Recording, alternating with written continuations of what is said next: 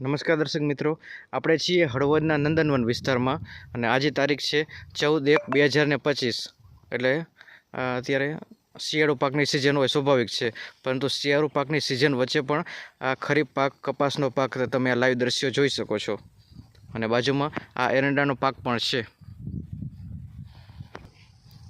શિયાળાની સિઝનમાં ખેડૂતોએ જ્યારે નવો પાક ન વાવી અને જૂનો પાક જ રાખ્યો છે, આ કપાસનો પાક। આ ગીંડવા છે, તમે લાઈવ દ્રશ્યો તમે જોઈ શકો અને ફ્લાવરિંગ પણ છે, ફૂલ છે અને ખેડૂતનું કહેવાનું એમ થાય છે કે શિયાળુ સિઝન વાવી અને આ જૂની સિઝન ચોમાસાની એ બંનેમાં જોઈને આપણે તો કપાસનો મણિકા આપણે એટલા બધા કરી નાખીએ એવું કે 35 મણ જેટલા મણિકા થઈ જાય આપણે કપાસના, તો પછી શિયાળાની સિઝન અને ચોમાસાની બે સિઝન બે ભેગું થઈ અને ઉનાળો નવો પાક પણ થઈ શકે।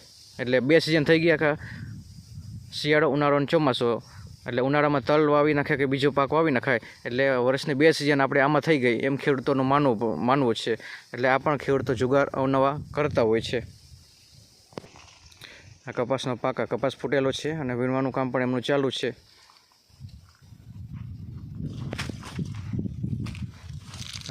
મોટી મોટી ડાળખીઓ થઈ ગઈ છે એમની।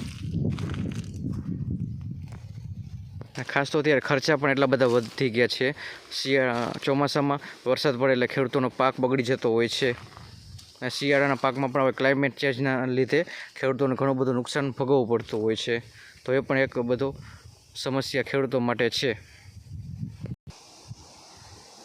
આજે કપાસના લાઈવ દ્રશ્યો તમે જોયા અને બાજુમાં આ જીરુના દ્રશ્યો, તો આવી અવનવી ટેકનિક પણ ખેડૂતો અપનાવતા હોય છે, જેથી ખેડૂતોને પણ સારું એવું બેનિફિટ મળી રહે।